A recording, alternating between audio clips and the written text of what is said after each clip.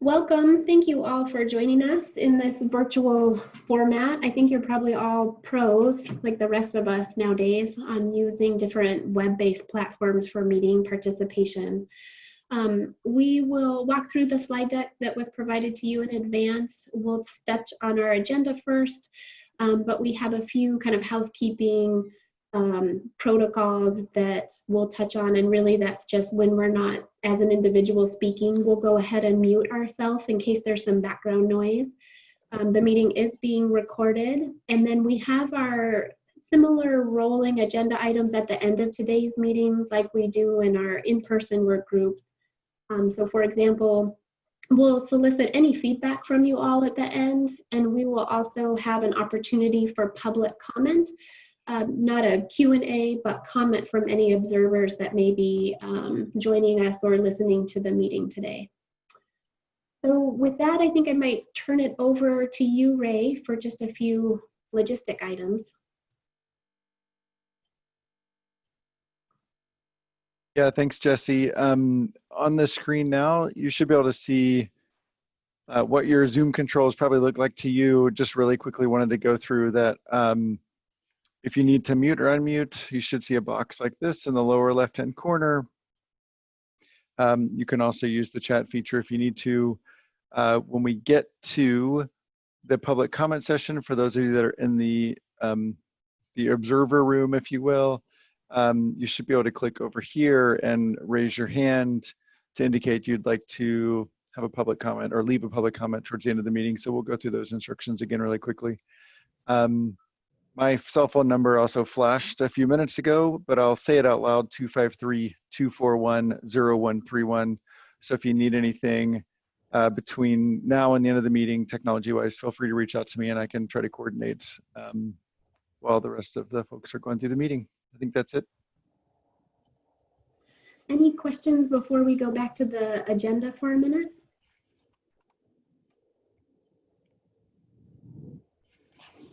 Okay. So this is our plan for our time together this afternoon. We wanted to provide some updates on our EIS schedule and pertaining to the additional funding proviso, then walk through the team's methodology for a number of the EIS technical analyses, similar to what we've done in the past for water quality or sediment transport modeling.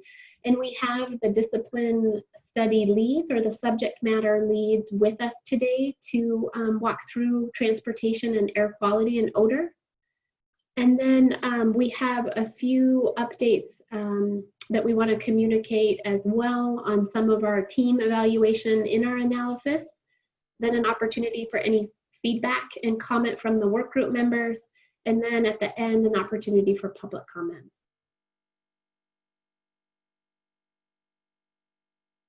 And with that, I think we can dive in here. So this is our same project process map that we've all become accustomed to. There are just a few updates that we've identified in red.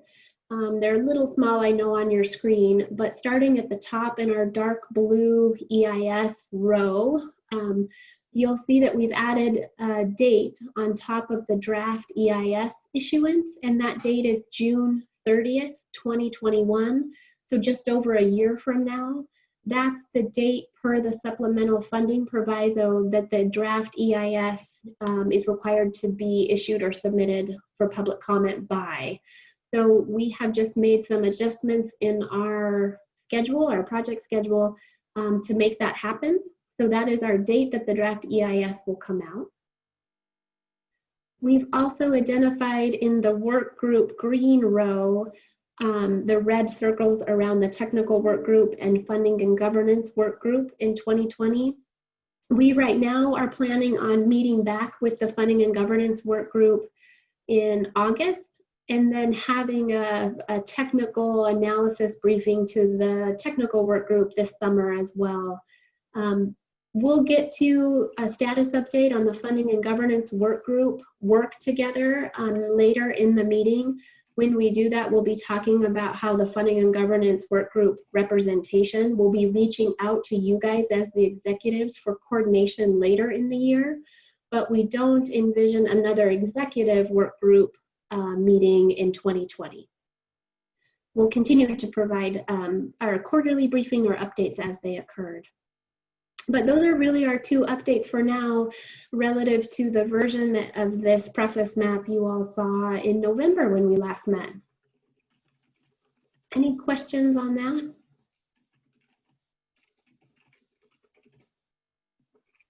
Okay.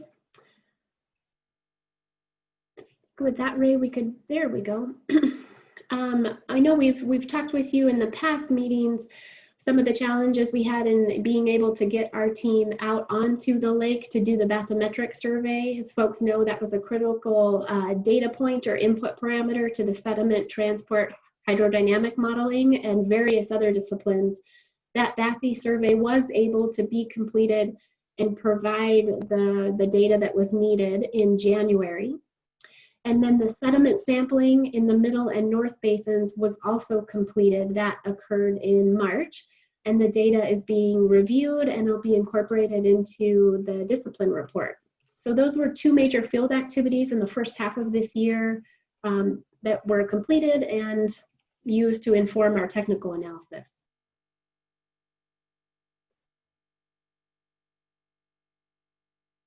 And then with this, I think I can hand it over to Jennifer. And maybe Jennifer, just a brief introduction of yourself and then dive in. Hi, everybody. This is Jennifer Barnes. I'm with Heffron Transportation. And I apologize, I can't join by video. I was having some technical difficulties, but I'm hoping you can all hear me just fine phoning in. I've been leading the oh, go ahead. Can you hear me okay? Yes. Okay. So I'm leading the transportation analysis for the EIS effort. And this first slide is the transportation study area. And for the most part, the study area for transportation is the area that intersects various transportation facilities. So that would just be within the project boundaries. But we're also considering the streets that could be affected by trips generated either by construction or by long-term operations of each of the alternatives. Next slide, please. For the transportation analysis, we're reviewing all of the different inventories and plans and reports and policy documents for the jurisdictions that within which the project area is located. So generally City of Olympia and City of Tumwater. We're inventorying all of the facilities within the study area and then conducting planning level assessment of for all surface transportation modes, streets, pedestrians, bicycle, transit, freight, for the potential impacts during both construction and long-term operations of the different alternatives. This is a planning level assessment intended primarily to determine what the transportation impact and benefit trade-offs are between the different alternatives. We are doing a more detailed, focused assessment on the potential impacts of the temporary removal of the Fifth Avenue Bridge with either the estuary or the hybrid alternatives. Next slide, please. So as I mentioned, we're looking at both construction, which is the kind of the primary point in time in which transportation impacts are mostly would occur. Looking at just the temporary closures and the effects and potential mitigation to address closures that could happen during the project construction, and also those to address trips and generated either by hauling or by the construction employees. We are looking primarily from an impact analysis standpoint at the truck trips that would be generated by the various construction activities, but we are also considering rail and barge, both as potential mitigation for some elements of the project. So as mitigation, they would be could potentially provide relief to the traffic impacts generated by trucks. For rail, that does get balanced against the traffic impacts of grade crossings, where more trains could have traffic impacts also just from the rail crossing. We're looking at basically that same set of factors for the long-term operational with each of the alternatives, and also potential benefits, which are primarily the connections of non-motorized facilities or new non-motorized facilities that could occur with each of the alternatives. As I mentioned, we are identifying mitigation measures at a planning level, which is really for the purpose of identifying the trade-offs for the alternatives for the EIS analysis, but the detailed mitigation would be determined as part of project permitting, the actual particulars, but our analysis will include kind of identification of what those measures should be. And that's kind of the overview. I don't know if does anybody have any, do we want to ask for questions right now, or? Yeah, after each technical methodology review, like please interject and follow up with any questions you may have. I have a question or comment regarding that. I'm glad to hear that you're considering rail versus heavy trucks in and around the area. And I hope it's a serious consideration, aside from the railroad crossings, causing traffic delay and such. But I just hope, I'm glad to hear you're considering rail as an option. Yeah, I will mention, I mean, we're definitely analyzing it. As far as the decision of which mode to use, we want to identify what the trade-offs are at this point and what the advantages and disadvantages are of the different options. But the actual decision of what the right combination of modes for those activities would be determined quite a bit farther down the line after an actual alternative has chosen, but we're definitely considering and including all three of those potential modes for hauling in our analysis. That's great, thank you. This is Pete, just a question. Are you looking at both the sediment removal as well as bringing in materials, construction materials by rail? The larger impact with transportation is the sediment removal in general, but certainly rail could be considered for either hauling in or hauling out of materials. Good, thank you. And this is John Hutchings with Thurston County. Another follow-up question. So not only for the sediment removal, but for the impoundment wall, bringing that stuff in. Is that what you had meant also? Yeah, I'd say, well, I mean, all of the materials that have been identified at the construction management level for hauling in or hauling out, we can certainly evaluate kind of what those potential impacts are for truck versus other, in this case, for the construction, it's mostly rail, since the dam precludes use of barge for much of the construction activity. Okay, thank you.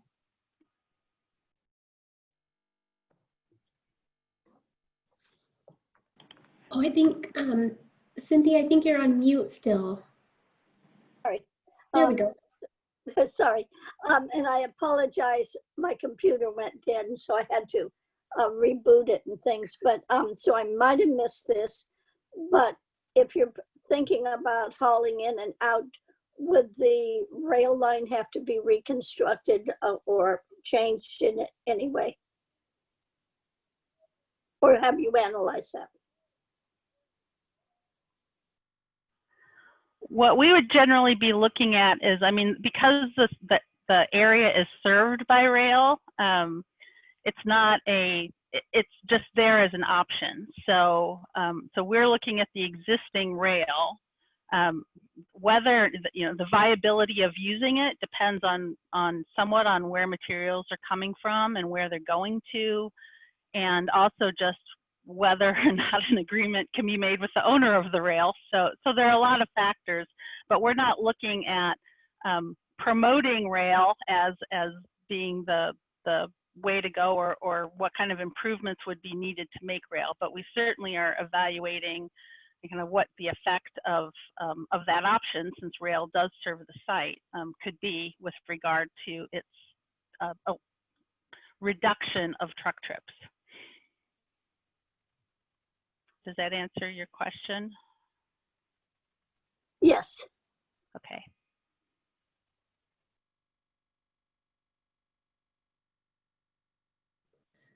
Any other questions for Jennifer?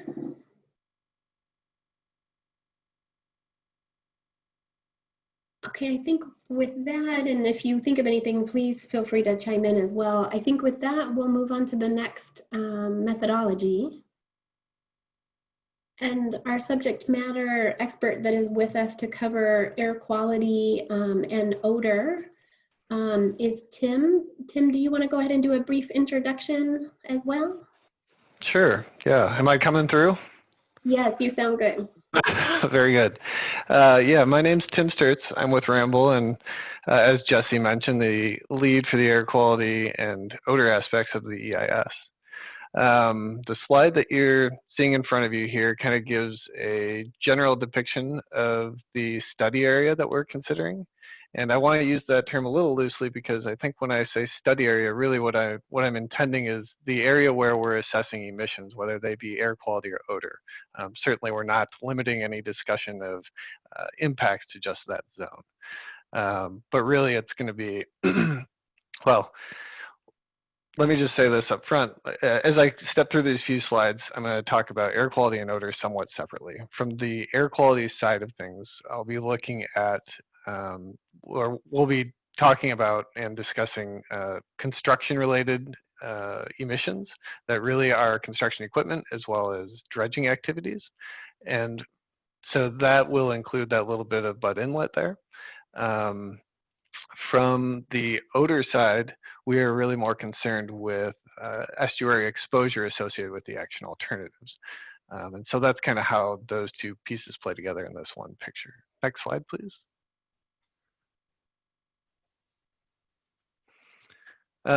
So one of the things we want to consider is what are the existing conditions for either air quality or odor.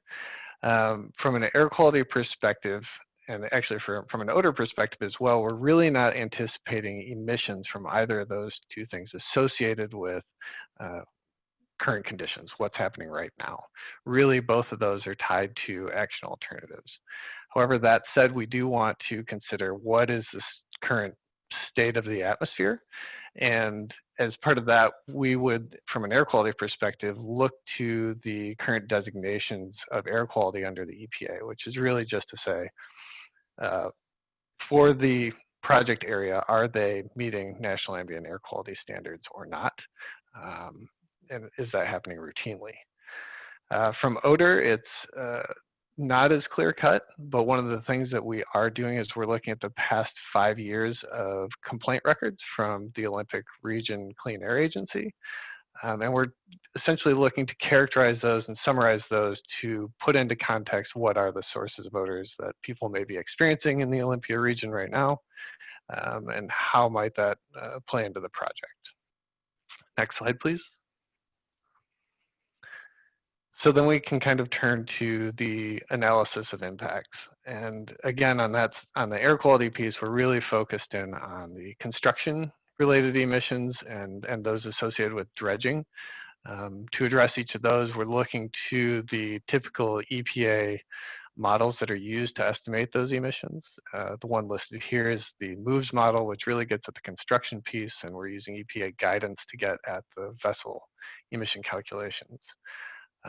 But then the question becomes, well, once we have this kind of detailed emission inventory, how do we determine whether or not it's significant or not? And to that end, we've looked to the EPA's general conformity de minimis thresholds, which may seem like a bit of a mouthful, but there are thresholds that are essentially designed so that if you have a area that has degraded air quality and you're looking to not make it worse, if a new project comes in, they can compare to these thresholds. And if they're below those, then they're presumed to not be contributing to a degraded air quality or air shed. And so that seems appropriate here. And so that's kind of what we've selected as our metric for determining the impacts. Again, for odor, things tend to be a bit more subjective and complex. When we talk about impacts, there are really four primary, arguably five primary criteria that we consider. The frequency, intensity, duration, offensiveness, and location of the odors. But most studies that you might find will focus on intensity first and foremost, and that is really, how strong are the odors that are being generated and emitted. To that end, we are going to assess for each of the action alternatives how much estuary area will be exposed, and we will scour the literature to see if we can come up with emission estimates per square meter of those exposed areas. And in that way, we can attempt to quantify the odors that are arising from the estuary, and then we can quantitatively compare those to what you might consider to be more typical odor sources, whether it's a wastewater treatment plant, compost facility, et cetera. Once we have that kind of quantitative comparison, we will step into those other criteria that I mentioned, including odor character and hedonic tone. So essentially, how pleasant is an odor? It's like, and that allows us to essentially make that distinction. Like there's a difference between a rose garden and a septic leak, clearly, in terms of the actual smell that you take in. And so we'll address that character of the odors to some degree. We'll also touch on frequency and duration, but those will largely be tied to the tidal changes. And so I think in a nutshell, that's kind of the overview of air quality and odor. Any questions for Tim? Oh yeah, I have a question. Can you hear me, Tim? Yep, yeah. Okay, hi, this is Commissioner Joe Downing from the Port. So interesting topic, the odor thing. So if you break it down, Tim, when you, a year from now, when this EIS comes out, will you say that odor has a certain weight in your decision making, and then you've got these three scenarios, and you're going to say one scenario has, let's say, 0 odor, and the other has 30% odor, and then how would you actually assign a weight to odor as you somehow come up with a preferred alternative? That's a good question. I think it is a hard one to pin down. I think it's something that we're going to work through, and will largely be based on the literature that we can come up with. I think there are certainly other cases where people can do things like dispersion modeling to assess odor impacts. I don't believe that that is really the case for this scenario, because I don't think the odor emission rates are readily available. But I understand your point, and it will be a challenge, I think, to really distinguish the alternatives. And I think that's what you were getting at, like how do you distinguish those intensities? Right, Yeah. and I'll just follow up with a great example. I think it's a great example, which is, you have an existing state of affairs near the Capitol Lake and downtown and so forth. And in East Bay, for example, nobody complains about low tide because you can't do anything about it. It's part of nature right there. Whereas this is an addition. So I see Cynthia Pratt's on the line. So, my apologies to City of Lacey, but before I knew where, I think it was called Oosterman's Mushroom Farm, before I knew where it was, I go, whoa, what's that smell? As I'm driving down that street. So that was so something like that is a way to quantify, odor emissions, you might say. And that was, pretty shocking to me. But then I found out that, I don't know what came first, the City of Lacey or Oosterman's Mushroom Farm, but, that's just a good example of, wow, it can have a big impact on a community from that standpoint. Just to be clear, that's in the county. Oh, thank you. Thank you, Cynthia, for that clarification. You're welcome. So is the landfill. Yeah, and as we step into it, I think one of the questions that might arise is, is looking and talking to Orca, the Clean Air Agency, just specific to Olympia enough, or should we kind of look further out to seek other examples of odor complaint data? So we will certainly be looking at that, though. So even though it may have occasional odor, and I'm just going back to the wastewater treatment plant, actually it's fairly mild, but it may spike. If it's not very frequent, would you count that or not count it? Or Yeah, and would you count the spikes? Would I count? Yeah, I mean, it certainly has to be considered. Like I said, one of the key criteria is frequency. There are various numbers that have been thrown around over the years, generally in litigation context, as to what constitutes a nuisance. So there is some background out there as to what makes sense. But I think, in this case, we aren't really looking to do a dispersion modeling analysis. And so I don't think we'll have a quantitative assessment of assessing the frequency, just because there are so many biological components, especially in this case, that are going to be driving the presence of odors. That would be hard to model in that way. That makes sense. So, Tim, I'm John Hutchin with the county, and I have a question, and I don't know if it's for you. You mentioned Orca, and that was my question. How, and Cynthia would know this, I don't know, perchance, but that is Orca's impact and their oversight, if there would be any conflict with what they will be doing and monitoring or not, even though this is just a specific project. They do, as you well know, Orca's involved in that, and it is very subjective when it comes to odor. Yeah, I mean, I certainly think that they would play a role, and that, they would most likely be the ones to field any complaints that were to come in. Whether or not they were to go and set up a specific odor monitoring routine setup, I don't know. I couldn't speculate on. But if there are significant odors that come about, I suspect they'll be the first to hear. Yeah, okay.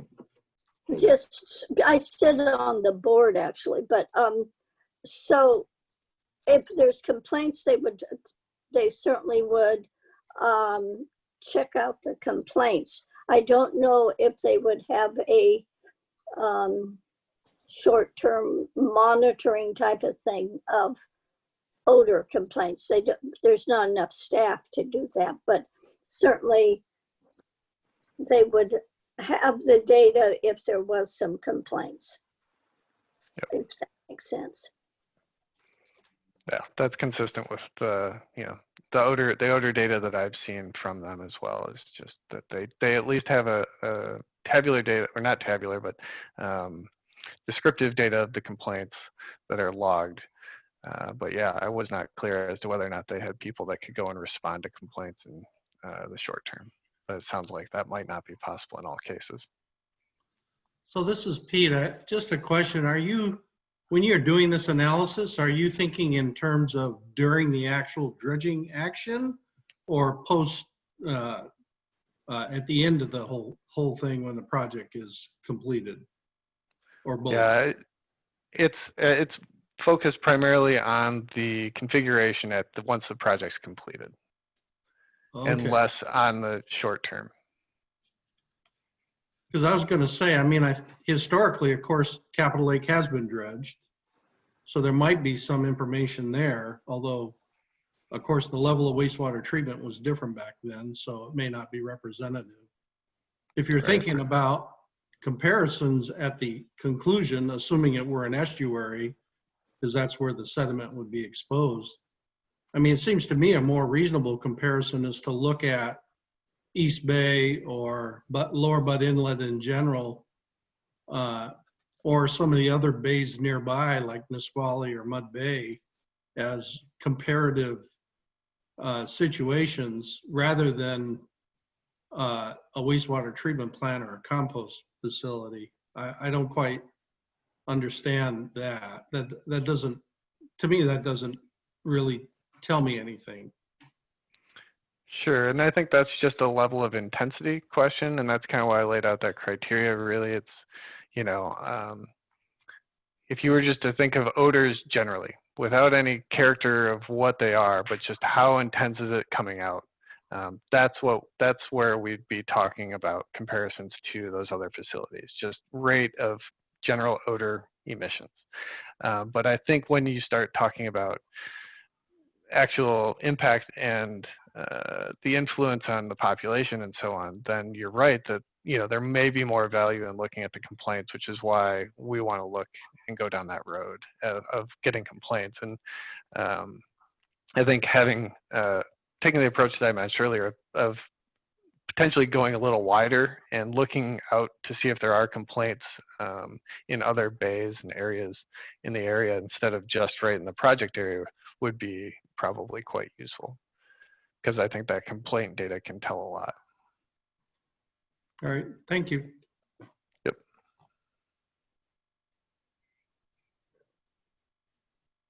Thank you, Tim. I think that moves us on to the visual resources methodology, and Carmen is with us today to lead the charge on that topic. Great, thanks, Jesse. So I'm Carmen Martin, and with Environmental Science Associates, or ESA. I'll be presenting the methodology for visual quality, sea level rise and climate change, as well as public services and utilities. And these are sections that ESA is preparing. And full disclosure, I am not the technical leads on any of these. I'm presenting for our technical leads. So if you do have specific questions, I'll do my best to answer, but just be aware I may need to follow up with our technical leads on some of them. So starting with visual quality, for our visual quality analysis study area is the project area, including adjacent parks and roadways. This is the area that could experience physical changes to the water body, landscape, or infrastructure that would be visible from on-site and off-site areas. Next slide. To characterize existing conditions in the study area, we'll be using a number of data sources as well as information from site reconnaissance visits. We'll complete a basic viewshed analysis to estimate the extent of visibility into the project area, as well as number of viewers likely to encounter various views. And we'll also be distinguishing the different viewer types. This is important because there are different viewer types in the area, and they will have different sensitivities to changes in views. Next slide. There are two basic categories of impacts that we'll be looking at: changes to character of water views and changes to availability of views, both where newly planted habitat enhancement areas could obstruct views and where new walkways could create new views. In addition to broadly characterizing changes by alternatives, we'll be utilizing visual simulations of the alternatives from key viewpoints to show what these changes could look like. And I'll talk about that a little more on the next slide. But I also want to mention here that the analysis will address consistency with enterprise services plans for parks in the study area and policies from the cities of Tumwater and Olympia regarding scenic view protection. Potential visual impacts associated with historic design of the Capitol campus and its connection with Capitol Lake will also be discussed, but it's being addressed to a greater extent in the historic and cultural resource analysis. Next slide. So a little more on visual simulations. In working with the Community Sounding Board, we selected 3 locations in the North and Middle Basins for developing simulations. These were selected based on the amount of change that will be able to be seen from these locations. As you can see on this map from the north, we have a location looking south toward the Capitol from atop the Eastern Washington Butte and Heritage Park. The next location is from the elevated Capitol campus viewpoint looking north over the North Basin. And finally, a location in the southern point of Interpretive Park looking north up the Middle Basin. And obviously, you know, we recognize that there are other areas of interest to the community. We wish we could do simulations on a lot more, but we do have limits to our effort here. So We will be providing a number of photos in the EIS of other areas of interest, such as from Marathon Park, the South Basin, and other locations, with some annotations about how the views from those areas would change under the alternatives. That's it on visual. Any questions? Yeah, this is Pete again. My only point is you make a statement in here that you think viewpoints will be, I guess, blocked, if you will. And, you know, everything I've seen from the historical photos and certainly just from personal experience is when you get to a saltwater interface like that, you tend to have less trees blocking your view, it seems like to me. So I don't, maybe I'm just. Yeah, and yeah, I know the bullet point you're talking about, and we were really talking about, you know, the planted habitat areas and how those could change views under any of the alternatives, Managed Lake or the estuary hybrid. And, you know, it'd be pretty, it wouldn't be probably a large scale change, but certainly there are areas, you know, specific areas where views to the water could change as plants grow up in those areas. So it wasn't specific to estuary, it was, you know, any alternative. Yeah, if you think about like historical park at the base of the falls, back when the state used to do a saltwater flush, that really prevented the trees from growing up in that basin. And absolutely, it was pretty much, it was just pretty much open water that, you know, when after that. So yeah, good point. And we will be looking, we do recognize that, and we will be looking at changes because of salinity reaching certain areas and changing the vegetation types. And you're right, there will be some tree die off, I'm sure. So those things will be addressed. Thank you. And I think Director Liu, you had a question or comment? Yeah, yes, I do. Can you help us with a definition for what you mean by block views? Are you talking about trees or vegetation reaching a certain height or access from trails or from vantage points? So we have some idea of, you know, what we mean by that. Kind of like what I was, Mayor Komet and I were talking about. It really is, it's related, blocking views is related to any changes or growth in vegetation from new habitat areas being established. That's really what we're getting at. I don't think there are any other elements that we would be considering as blocking views. Okay. And Carmen, is it correct, just to clarify here, it's really the change relative to the open water. So in areas where you might see lake water today, under any of the alternatives, you could see vegetated areas. It's more of a change. Yeah, you're right. I would characterize it as more of a change rather than blocking views. Certainly some habitat areas that are closer to you know, existing walkways could block views in certain discrete areas, but again, it wouldn't be a large scale change. Thank you. Any other comments or questions on the visual? So I have a question. This is Joe from the board. Hi, Carmen. Thank you for explaining these visual resources. Now, why? I see the little camera icon at the bottom of the picture, and that looks to be smack dab in the middle of I-5. Can you explain how you chose that location? It's actually, yeah, it's not a very precise depiction. I apologize for that. It's actually the location won't be on I-5. It'll be at the southern end of Interpretive Park at the dock. So, and you know, the reason we chose that location, we felt there would be enough visible changes in the middle basin that we'd want to have a visual simulation there to show the new habitat areas, the new boardwalks, the change and tidal fluctuations under the estuary and hybrid system. So that's really, you know, why we have that location. And it definitely is not on I-5. So, okay, thanks. And, you know, I know, I'm not sure we really get to vote, but I'm trying to be a little more outspoken since this is our only meeting in 2020, as I understand, of the executive work group.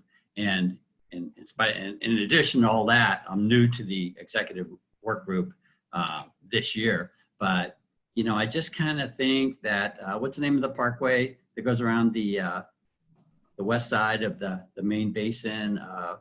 Deschutes Parkway? Deschutes Parkway, thank you.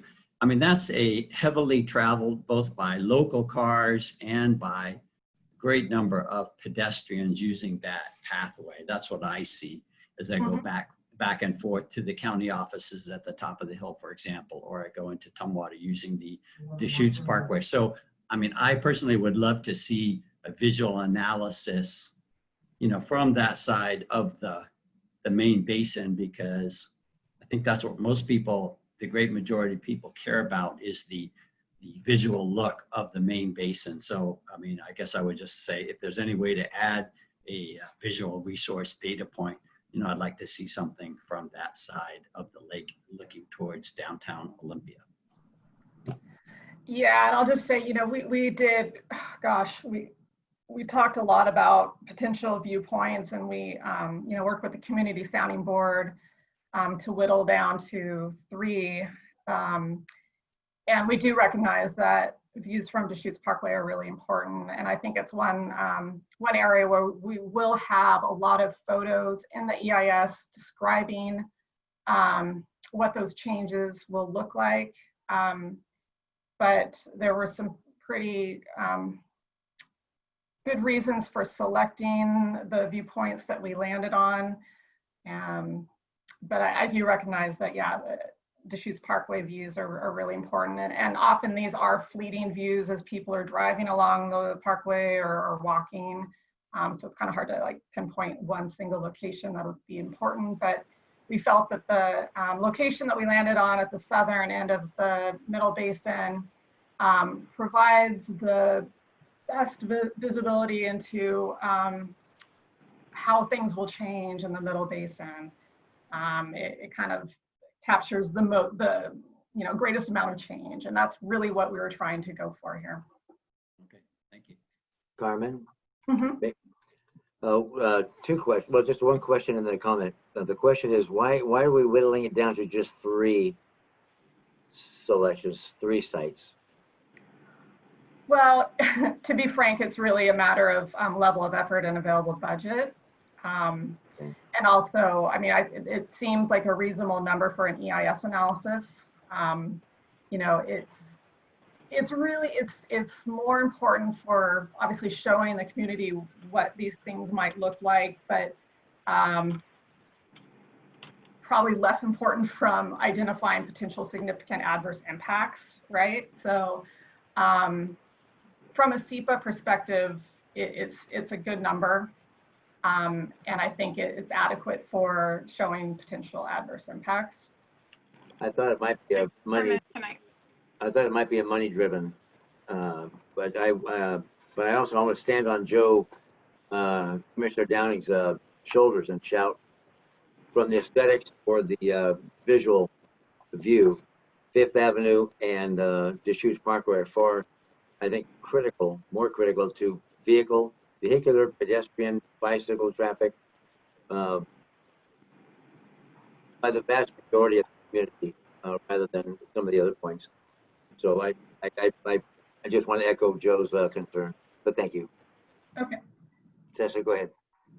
I cut you off. Thanks. I was just going to add that when we were considering this after soliciting the input from the Community Sounding Board, what we also wanted to do and what we did was develop a list of the key changes that would occur within the project basin under the alternatives, and make sure that each of those were captured in some way by the visualizations. And what we figured after deciding on these 3, which were the top choices by the Community Sounding Board, was that it does pick up the primary changes that'll happen under the alternative.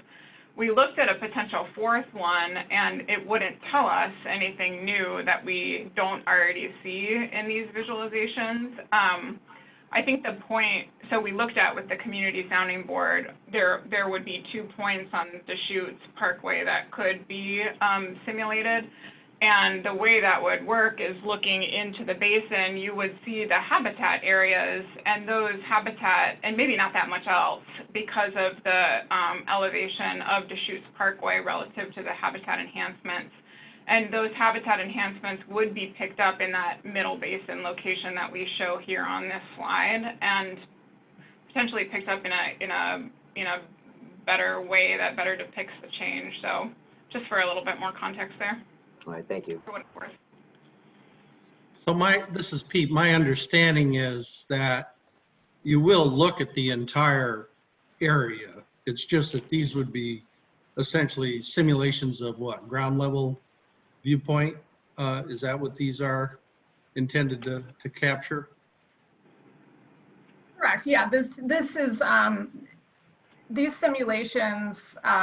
Well, they aren't ground level. It's best to have elevated views. That's why we chose views on top of the Eastern Washington View, the Capitol campus, and the dock there at Interpretive Park. But yeah, they do not represent the extent of the analysis. Well, obviously, we'll be looking at the full study area. They're provided as examples of what the system might look like once alternatives are constructed and established, basically. So they will support the analysis, but they aren't like the only things we're looking at. Yeah, because on your previous slide, you show green throughout the entire, so I assume that's vegetative growth or something. Oh, the graphic on the first slide. Yeah, I meant to ask my lead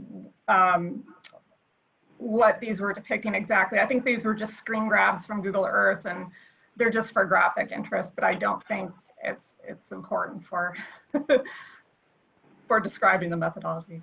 Okay.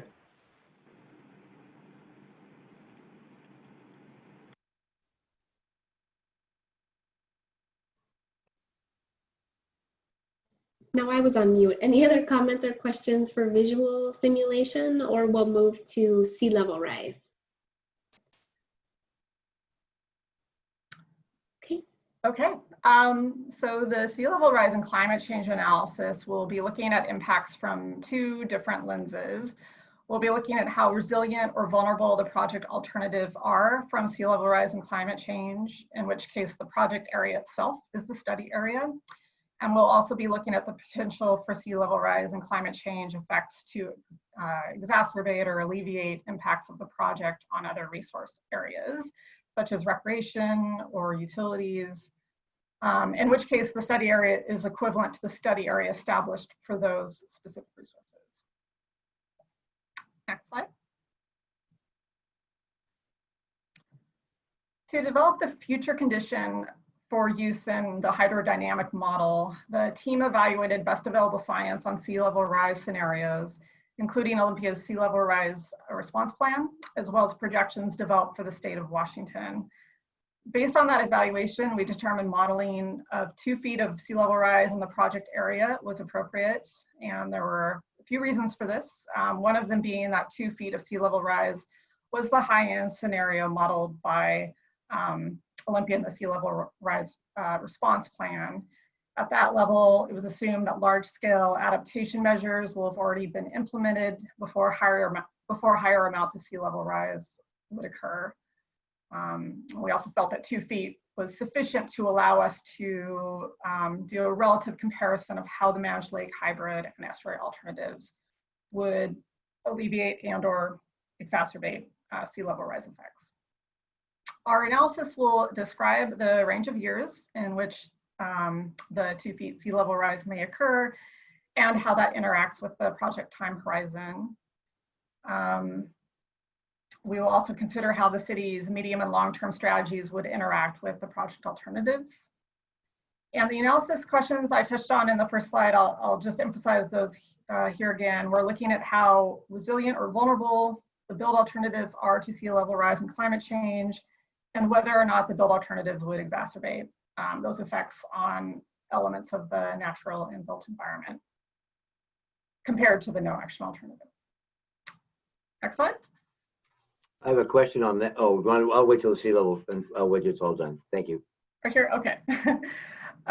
So speaking of elements of the natural built environment, here is a list of some of the elements the analysis will be looking at.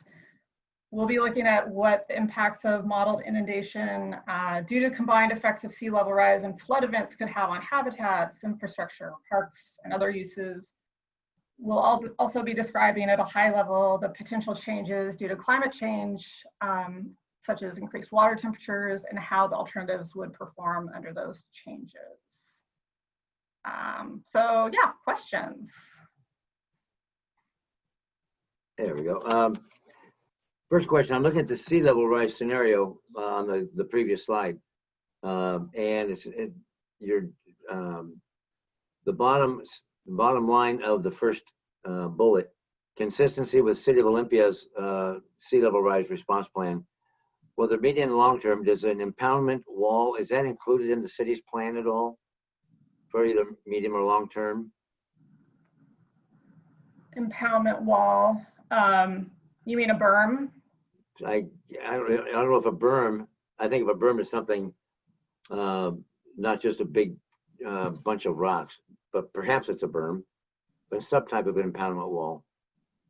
And I know they have the City of Olympia, it's a shame the mayor's not here, that they have, like, as you, on the next slide, you know, they've got the tide they're moving gates up and down, and they've got berms coming up and down and automatic and things that they're going to do.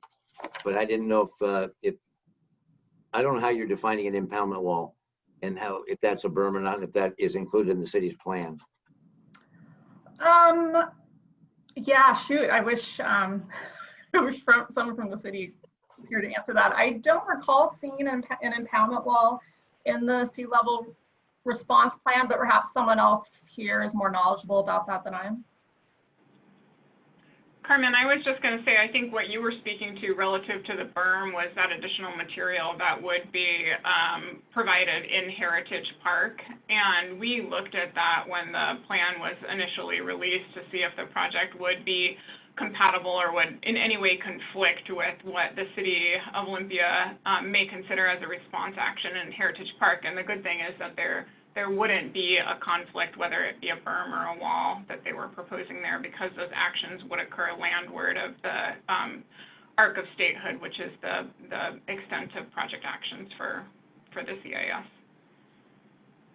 Thanks, So will the EIS analysis include the benefits of like a hybrid impoundment wall? Is an impoundment wall used for a hybrid scenario? I see what you're saying.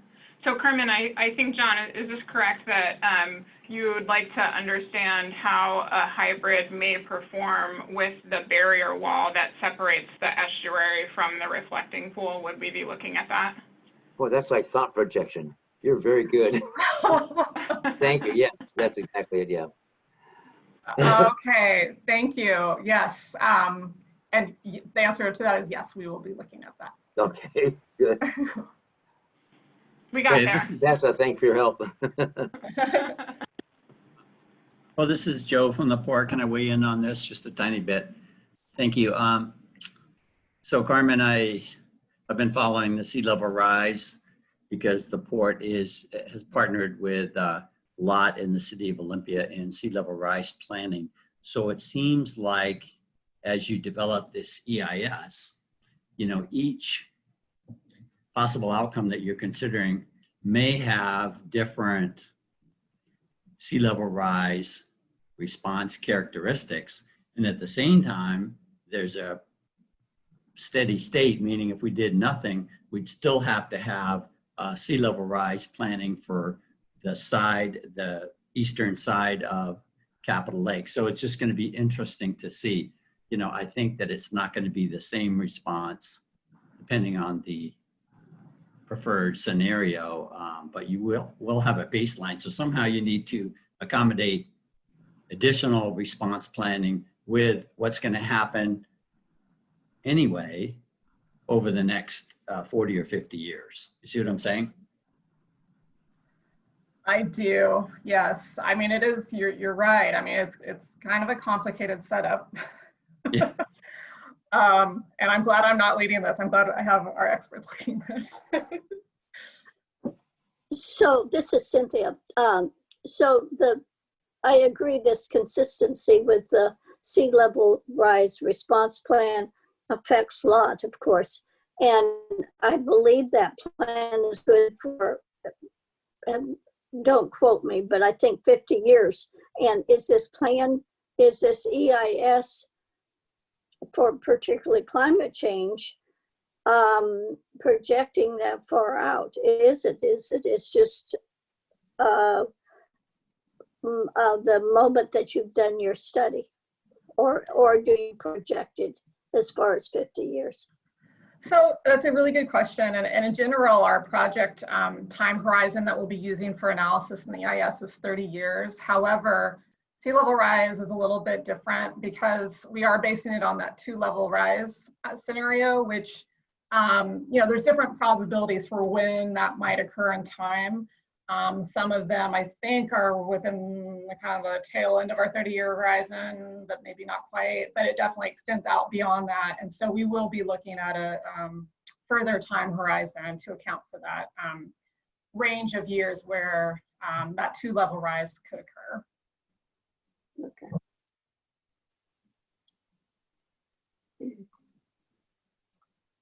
Carmen, you want to keep going with public utilities?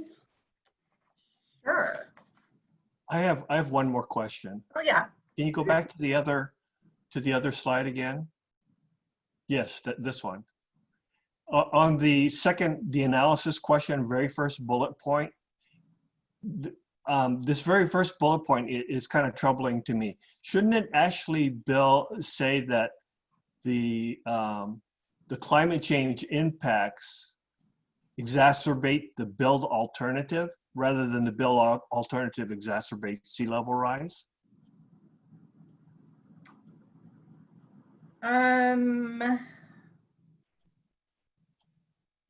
Because sea level rise is going to happen regardless of what. If we do nothing, it's going to happen. I think that's right, Director. That's what this is speaking to. It would be sea level rise will occur, climate change is forecasted to occur. Would the build alternative make those conditions worse or strengthen or enhance sea level rise? So I think the way that it's written is correct and reflects that. Would the build alternative contribute to the impacts of sea level rise? I think is what you were saying. Yeah. Okay.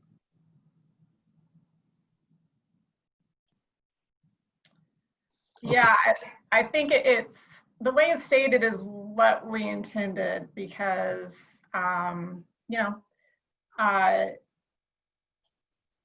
depending on the alternative, there could be a difference in how, in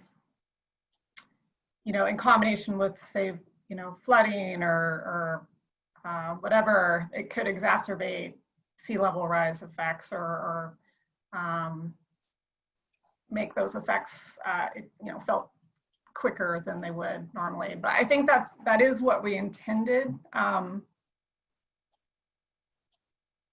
Yeah. Okay. It's just me then. Okay, thanks. It's not just you, Director Liu, because I see the same thing once you described it. Yeah, because SLR it's gonna happen anyway, sea level rise. Yeah. Mm-hmm. And this won't hasten it, but it'll impact it one way or the other eventually. I get your point. I get both points. Yeah, and it could be the answer to this analysis question, once we look at it, is no. It doesn't change anything. It doesn't exacerbate, but it's, it's something we want to look at. I think a pretty standard question for looking at sea level rise in an EIS. Yeah, and maybe it's the wording to the point that you're making, though, is good, is maybe it's exacerbating the effects of sea level rise. It's occurring, it's just, is it going to make the effects worse or different? So maybe Right. Before we finalize, we add that word in there so we avoid confusion with other folks that read it as if we're saying it's neutral or, that kind of thing. Yeah, that's a good point. Thank you. No, that's a good comment.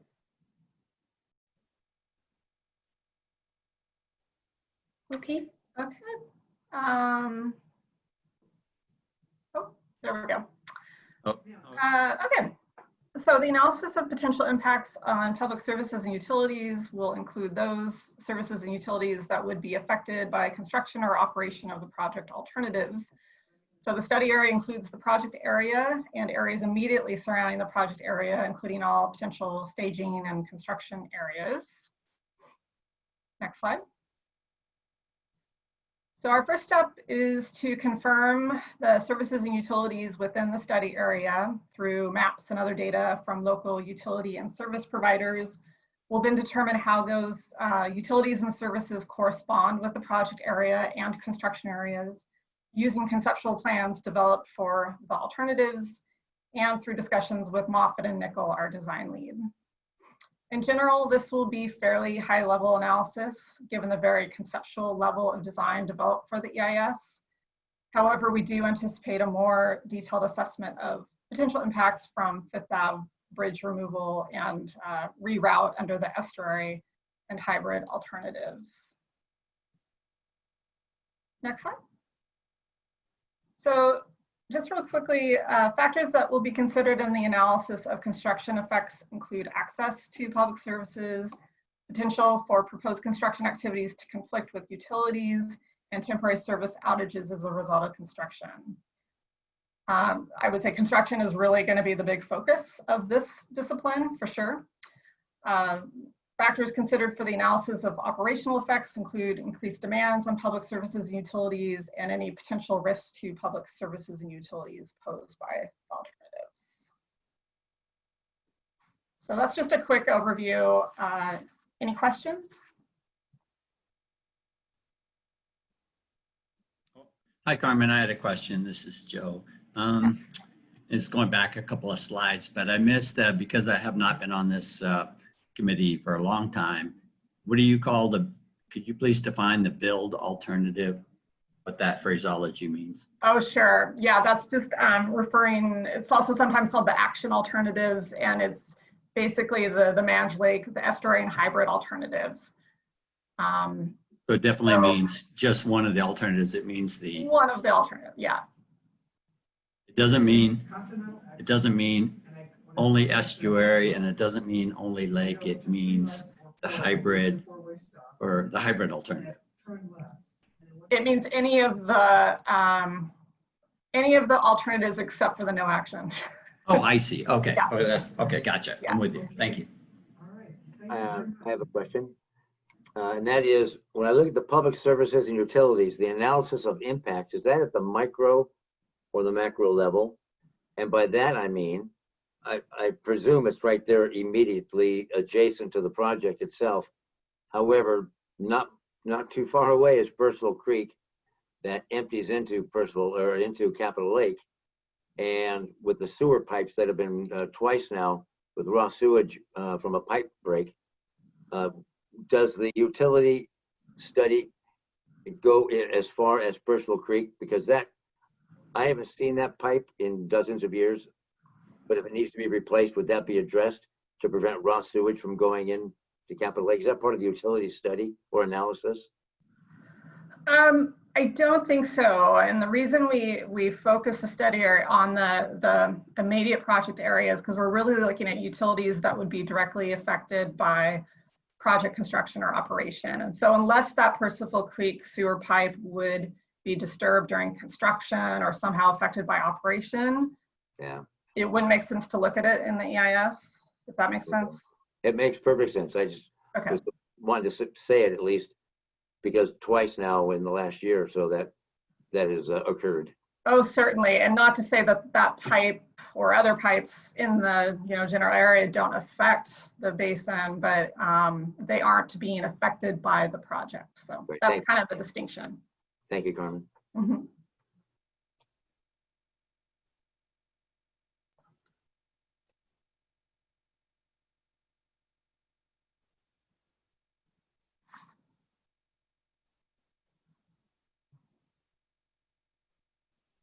Henry, do you want to move those slides, or Carmen, anything else to note? I think I'm good. Thanks. Okay. Tessa's going to walk through some of the assumptions in the EIS around recreation.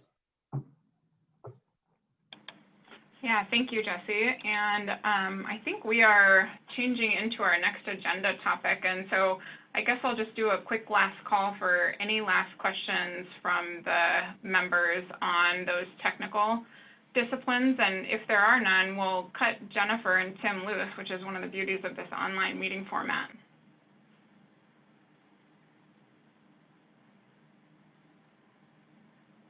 Okay. All right, Tim and Jennifer, thank you so much for being with us. And let's get started on these slides. Thanks, everybody. Thank you. Thank you. Thank you. Okay. So the purpose of this slide and the next slide is to provide the baseline assumptions for recreation that we'll be evaluating in the EIS. And what I'll do is go through this slide and then pause for questions and discussions, and then we'll switch into the next one, which is related to swimming. So first, boating and fishing. As it shows here, boating will be restored within the basin, and the assumptions that we're carrying are a change from existing conditions, and we wanted to explain that to you. So the first change from existing conditions is that, interestingly, the existing regulations allow for motorized boating in the Middle Basin. And given that we are focusing the Middle Basin on the habitat enhancements and really creating those habitat islands to improve ecological functions, motorized boating will not be supported under the project alternatives. For example, the project won't build a concrete ramp to allow folks to launch their boats. So the assumption is that non-motorized boating, though, is supported throughout the project area, which is great. And to do this, a hand-carried boat launch would be constructed along the shoreline at Marathon Park. And of course, the existing ramp at Tumwater Park would also be available. So that's the first change. The second change is the obvious one. It's that boating is restricted today. And this, of course, is due to the presence of the New Zealand mud snail and the threat of the potential spread. So to combat that, to avoid and minimize that potential impact, the project would provide decontamination stations at those 2 points of entry and exit to the system to help control the spread. And we have discussed this with WDFW. For fishing, the project would rebuild the pier at the interpretive park, and it's assumed that recreational fishing could be reopened. Similar to boating, we would provide, or the project would provide, a decontamination station there at the rebuilt dock to, given the potential water contact, even though it's less significant than the contact from boating. So restored boating and restored fishing, and this is how it's proposed to be done. Any questions on boating and fishing?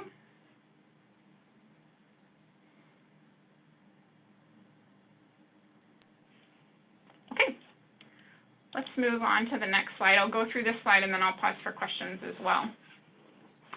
Sorry. Okay, so this slide provides the assumption regarding swimming. And I should start by saying that this... I think someone... Oh, Yep. There we go. I'm sorry, I have a question. If we could go back to the other slide. Oh, sure. Well, maybe it's at the top because I noticed they're all named the same. Shouldn't we be saying, because I'm real sensitive to things that we're going to be projecting out to the public. And this may be just because we're in this session, but if we're going to say recreation assumptions, we should also say recreation's assumptions to be evaluated in the EIS. I don't want people to assume that these are the things that are going to happen in EIS. So I think the words matter here. I see your point, conveying that this is what we're evaluating, which we have, oh, yeah, we need to get that on the slide. We'll do that. Yeah, I don't want people thinking that we're going to build a decontamination station when we're just evaluating whether that's something we want to do in the future. Got it. I would add that when you could get into the lake and fish, there were restrictions on, I believe, fishing within a certain distance of the lower falls. If I recall, there was limits on how far you could go there. So you should look at, I would look at the pre restrictive situation as sort of your baseline, I guess. Got it. I'm sure WDFW would be able to help us with that. Yeah, I'm sure there's historic record on the regulations there. Okay. Just taking a quick note here. Okay. Anything else on boating and fishing? Well, this is Joe with the port. And this is kind of a minor thing, but when you say non-motorized, it'd be nice to be a little bit more specific. So you could say, if you go this way, I don't want to predict the outcome of the EIS, but you could say non-motorized defined by, you know, kayaks, canoes, paddle boats, sailboats, you know, et cetera. So it's just a little bit more specific. I would like to see that so people understand what's available to change. Thank you. Yeah, totally. Makes sense.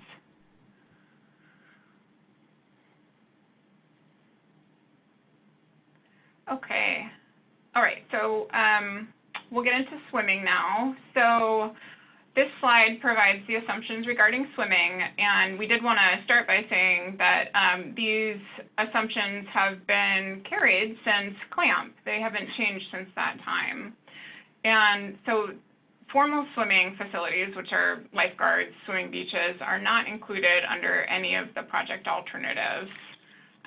First and foremost, the basin is not considered to be suitable for swimming. And Thurston County Public Health made that determination formally in 2003, and they haven't changed their position since that time. When they made that determination, they cited a handful of suitability issues. And the primary issue, although they were a range, was related to the continued discharges into the system, which can't be effectively controlled. So that includes discharges from the stormwater outfalls within the basin, but it also includes those periodic spills and releases that we see.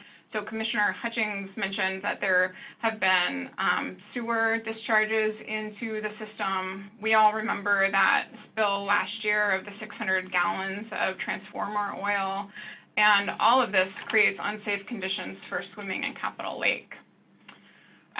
You know, we of course recognize, and as it says on the slide here, that some of the project actions will improve water quality and ecological functions, and that will certainly make things better. So in the future, if conditions can be demonstrated to be suitable for swimming and good water quality can be maintained, and there's a Parks Department or jurisdictional stakeholder that has interest in running those formal swimming facilities, that's certainly possible following a separate environmental review. This project doesn't preclude it. It provides that blank slate. Any questions or comments on the assumptions that we will evaluate in the EIS?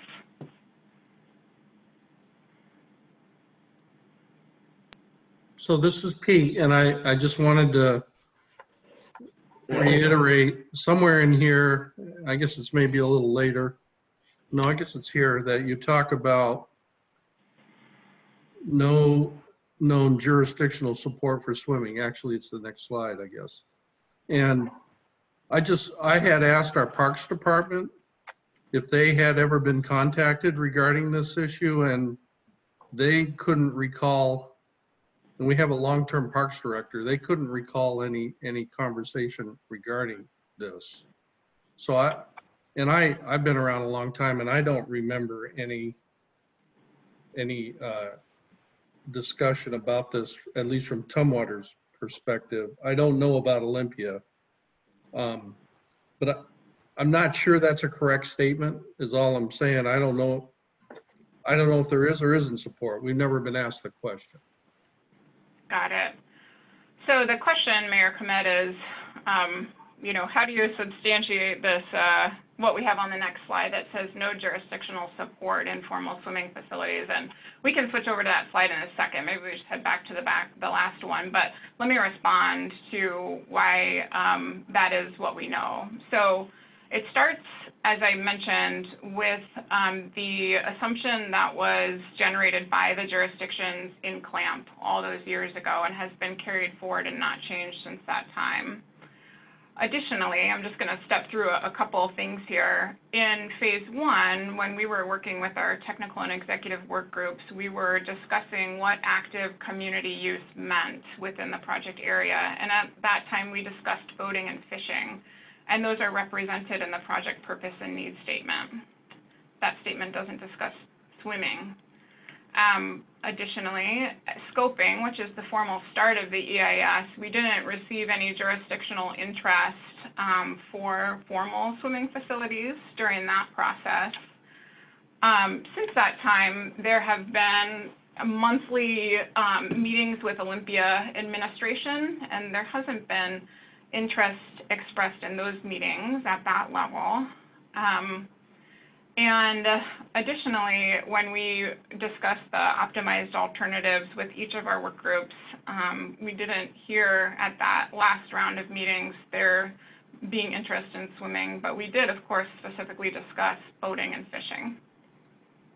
And I guess I just want to say one last time, the project does not preclude an entity coming in and hosting formal swimming if water quality is maintained as good and suitable for our public to be swimming in. That entity could take on that environmental review and do that if a lease was negotiated for it. Do you know if the,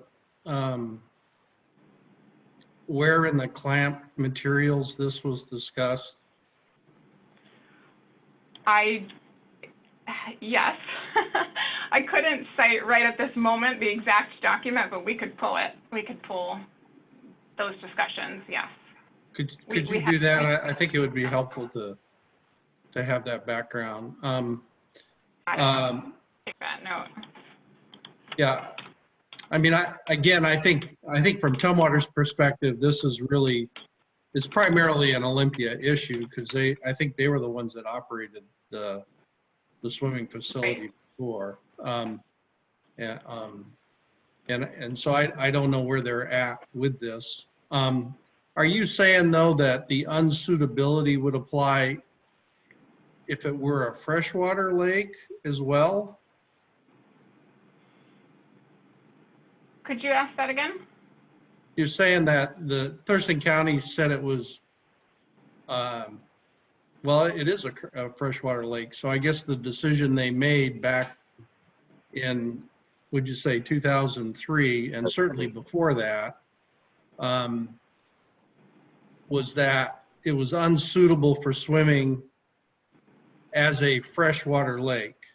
Do they also say that essentially Lower Butt Inlet is unsuitable for swimming in general? What, as a saltwater? I guess if it were a saltwater lake, does that change anything? I'm not sure about Thurston County formal determinations about suitability of swimming in Butt Inlet. We could certainly look into that. We would want to evaluate what primary contact water quality standards were and whether they were achievable under an open system if swimming was on the table.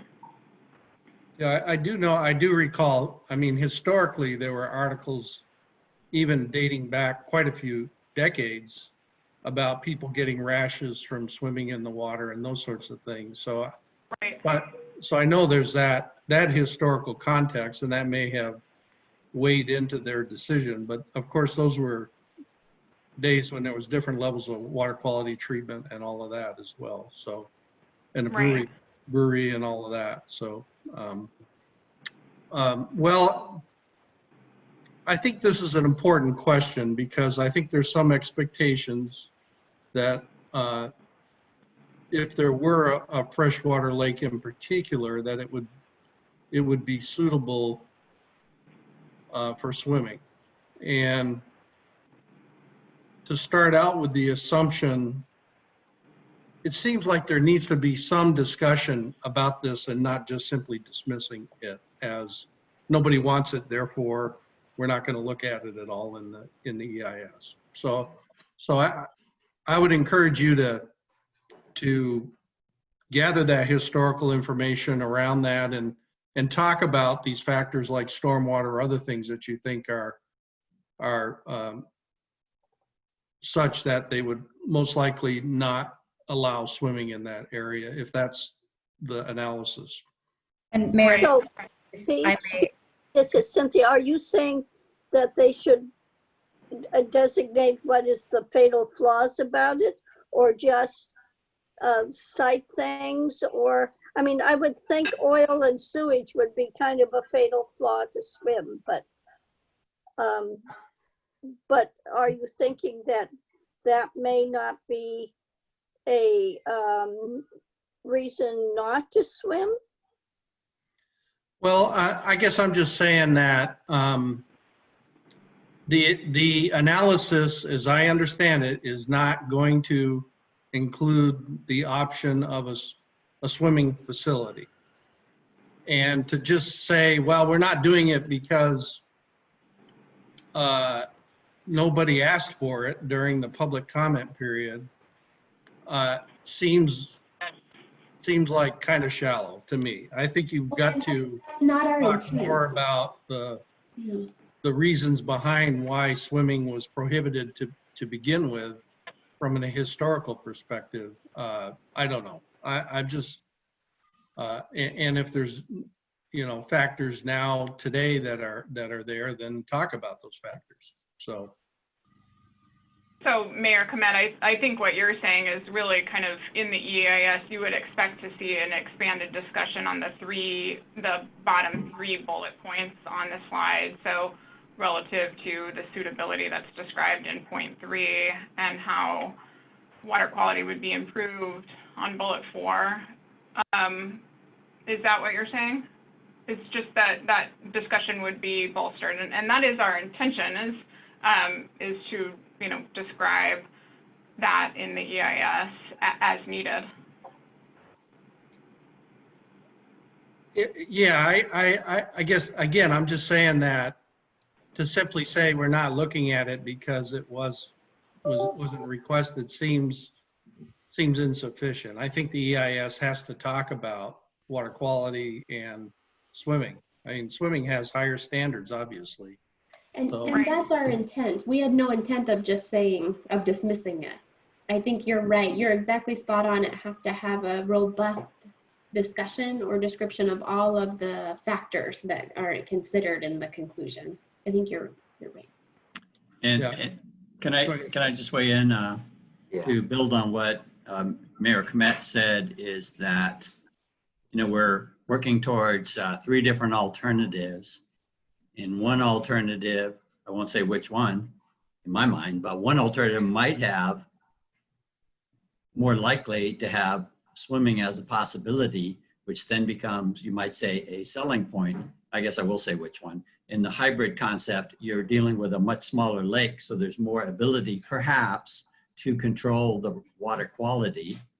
And we know that doing nothing, right now the lake is totally closed off. And so, one of these new alternatives, and we know that an estuary would be, I guess, kind of like the present state, because the hand you're dealt is what comes down the Deschutes, and now it's an estuary. So can you kayak on it or canoe on it? Maybe, but that alternative with the hybrid solution might be a selling point. Might be we're able to control the water quality better.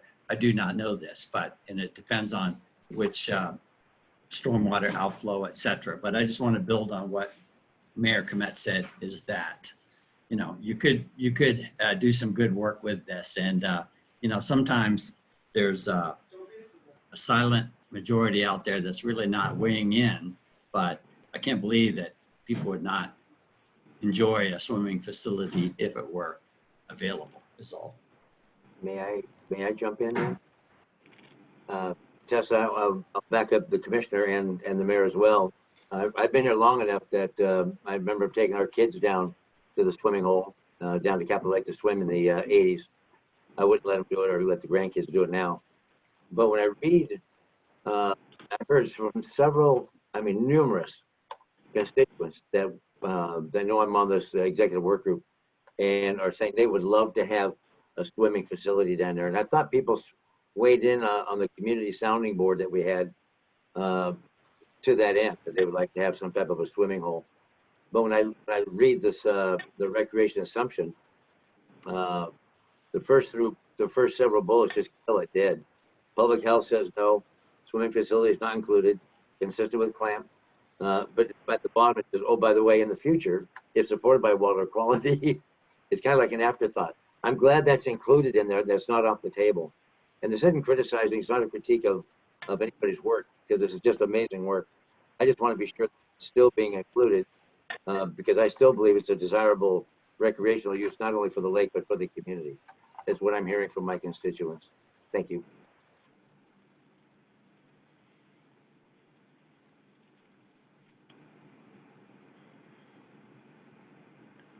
Anne, were you gonna say something there? I want to make sure we get to before we move on, if so. Yeah, I'm sorry. We're all talking on top of each other. I did want to say to Mayor Komet, I know that a little ways back you talked about being asked about the jurisdiction, and I have a regular meeting with the City of Olympia, their administration, although Mayor Selby's not on the phone right now. The administration of the City of Olympia was not interested in taking on a swimming, what that would entail. So they have actually expressed that they were not interested. Okay, well, that's important information I wasn't aware of. And they would be the ones that would run it most likely, so. Thanks, Tessa. And Commissioner Hutchings was on mute during one of his comments, his first comment. And so I didn't know if it wasn't the last thing you said, but the thing before. So I don't know if you remember what that was, but wanted to give you Are you kidding me, Ann? No, I don't remember. Thank you. All right. Thank you.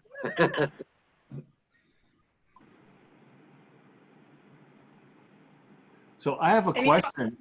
In the Olympia area, or perhaps it's the county, is there actually a public swimming pool available? I mean, not run by the YMCA, but a public swimming area.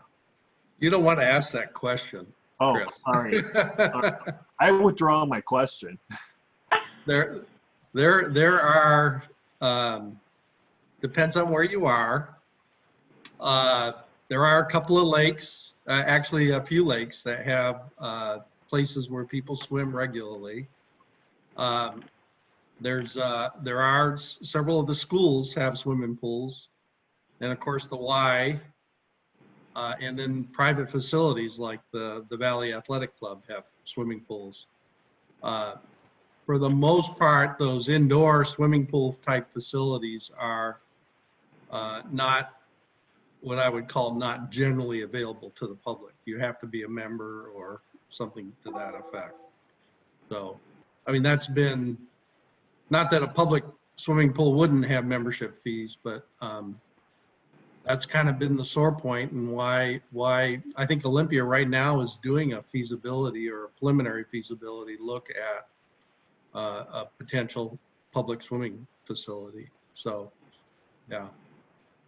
We looked at it years ago, back in the mid-90s. It was just financially beyond our means at that time. Okay. We looked at it too, but we do have lakes like Long Lake and stuff. Thank you for allowing me to withdraw my question. Well,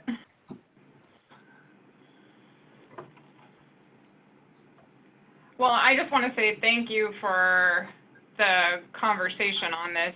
You know, we put this forward so that we can have this discussion and hear what the executives have to say, and so we can take the feedback and, you know, bolster our analysis in the EIS where it's appropriate to do so. And we presented this to the technical work group, this and the next slide, to the technical work group on June 2nd when we met with them. We didn't have follow-up discussion. I think that they were all thinking about it, but it's nice to just in a group format to discuss it and bring it back to our team. So I want to let the group know, it just as a reminder, that we report out on this to our full environmental team after these meetings.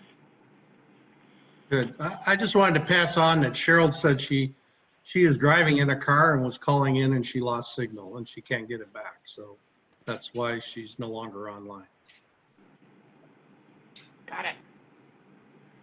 This is Jeff. I just want to point out the interesting irony that everybody is invoking here.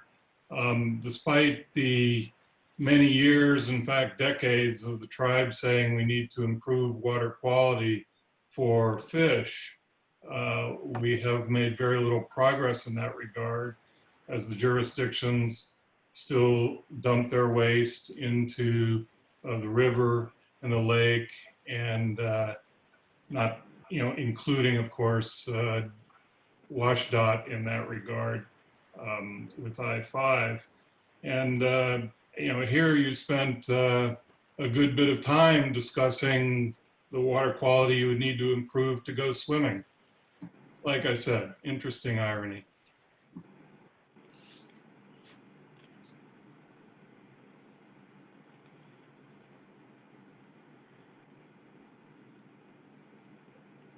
All right, I think Tessa, that might move us to the next slide or next topic.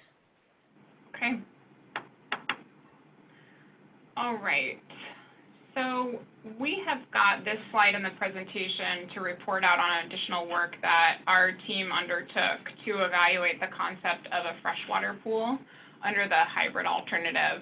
And as I just mentioned, we presented this to the technical work group on June 2nd. We didn't obtain any feedback at that time. I know that they are all thinking about it, but I wanted to say that we're presenting the same information to this group here, and we also presented these findings to the community sounding board. So just a bit of a refresher before we get into the contents on the slide. You remember that we evaluated the concept of a freshwater reflecting pool under the hybrid alternative and a saltwater reflecting pool under the hybrid alternative as part of the measurable evaluation process. And that was the process that we used to assemble the alternative components that are most feasible from a technical and regulatory perspective and best met project goals. We came out of that process with a recommendation for a saltwater reflecting pool under the hybrid alternative. We had determined through that process that there were feasibility concerns for the freshwater concept. The reason why we bring this back is because after our November meeting where we had discussed those optimized alternatives, we were provided with additional information regarding the concept of the freshwater reflecting pool. And our approach has been that if relevant information becomes available to us that may have an effect on the analysis, we'll consider it. So we took a more detailed look at the technical and regulatory feasibility issues we had identified with the freshwater reflecting pool. And we did this over a couple months, actually, by consulting with our regulatory partners. That included consultation with Ecology, with Thurston County, and with LOT.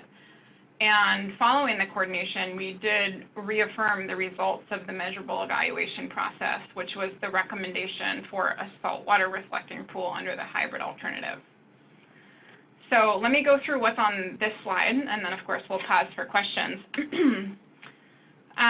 This slide really reflects the key takeaways of what we evaluated and what we learned in that follow-up review. So importantly, what was helpful for us is that to start, a freshwater reflecting pool would require the pumping or use of about 30 to 38 million gallons of fresh water a day.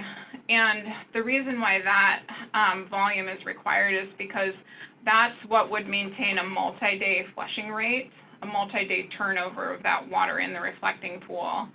And that flushing rate was based on recommendations from our water quality experts to address potential water quality concerns. For reference, that's about 5 times the amount of municipal water used each day in Olympia. So we took that and then had those conversations with our regulatory partners. And what we learned is that from a technical perspective, drawing fresh water or reclaimed water from LOT isn't feasible because that amount of water or any amount of water is not available. Quite simply, it's just already allocated. there are a number of other issues with that concept, but the takeaway is that it's not technically feasible to use reclaimed water for a freshwater reflecting pool. From a regulatory perspective, we also looked at could we draw from the local aquifer, and we looked at a variety of studies and reports that provide us with the existing or known rates and volume of water that's available. But ultimately, in consultation with ecology, what we continue to understand is that rights to that water cannot be guaranteed. For it to even be considered, there would have to be an extensive drawdown test, which would evaluate the potential impairment of pulling that volume of water from the system each day. So that test would look at, are there effects to surface water further upstream from the withdrawal, or impairments to other water rights within the system.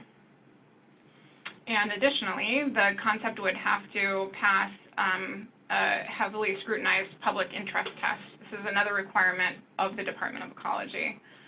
And Mayor Komet had mentioned our description here that, you know, at this time, at a jurisdictional level, we really haven't heard the support for this and its primary goal for the freshwater use, which is to support formal swimming facilities. So for all of these reasons, the saltwater reflecting pool would be evaluated as part of the hybrid alternative. What I should note, and following up on our last slide, is that the feasibility review will be documented beyond what you have here on this slide in the draft EIS. And that's an opportunity to provide for our project team to provide all the information that we reviewed. And once the draft EIS is released, that's an opportunity for the public to provide comment, which enterprise services would consider as they're making decisions. Let me pause there, and before passing it over to the members, Jesse, Kerman, and Carrie, is there anything that you'd like to add to what I've said on this slide? No, not from my perspective. Carrie, or? I guess just from a DES perspective, you know, when the additional information was brought up, we certainly wanted to look at it. And as Tessa said, went back to all those regulatory agencies who deal in this area. But at this point, we feel like we've taken this as far as what's reasonable. So that's where we come at this point. And, you know, like Tessa said, all of the information will come out in the draft, and we certainly expect that, you know, we're likely to get comments on it, and we would look at it at that time.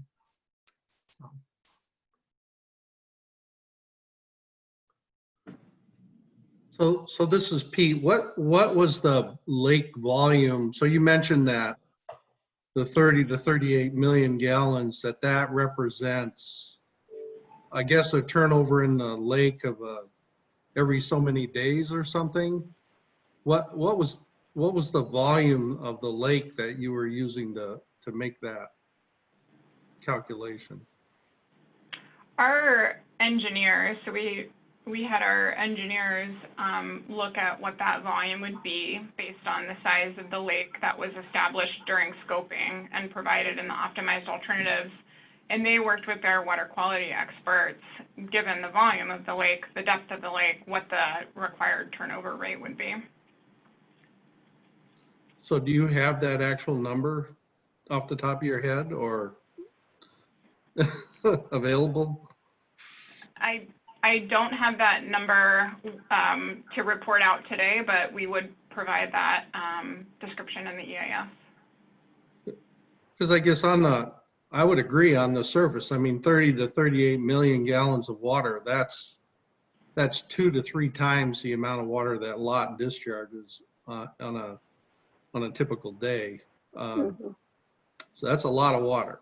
And it's way more water than in any individual jurisdiction pumps. So obviously lot is a combination of the 3 jurisdictions. So yeah, that's a lot of water. I could see how it would be pretty hard to even find a production well that would produce that much water. It seems like that's a critical number, and I guess I'm just trying to get a sense of how how realistic that number is, because that's a big assumption behind everything. Yeah, I appreciate the question, and what I can assure you is that our well-qualified engineers and well-qualified water quality experts have been collaborating on this with our agency partners. This is Joe here, and yeah, that you're right on, Mayor Pete, Mayor Komet, is that, you know, if your tests are going to put a number like that up there, it kind of flies in the face of you can't do swimming, because you're on this slide, you say how much water, I presume how much water would be needed to have really nice water, because the water's coming from groundwater, you know, and so it seems like there is at least one alternative, you know, that could have swimming. That's if you did this. But the other thing I'm getting at is that, you know, what is trying to think about a way to use a lot less water and have, you called it above, a reflecting pool. Of course, I grew up in Washington, D.C., and we have a gigantic reflecting pool down by the Lincoln Memorial, which is really gigantic, but it's only about 3 feet deep. And so it's a true reflecting pool. So I guess the question comes to mind is, you know, do we have to have a deep lake? And I especially I'm thinking again of the hybrid solution. And are you thinking that it would be possible, freshwater or saltwater, with the goal of having a nicer, better quality water, that you would not make this hybrid lake quite so deep? In other words, you know, you'd look at that and you say, oh, we only need to have it 4 or 5 feet deep or 10 feet deep. Not, I don't even know. You did the bathymetric survey, so I guess you could calculate, you know, how much fill would have to be required to make it a more shallow lake, and therefore allow, you know, to more easily meet water quality standards. This is Cynthia. Well, one is, I think in Washington, D.C., it's not a soil bottom lake, it's cement there, but I may be wrong. But the other thing is, I know that when you do an EIS, because that's what I did for a living for at least 15 years, you do have to look at other studies that are being done. And right now, there's a RIA 13 study, which talks about trying to provide more water for the Deschutes.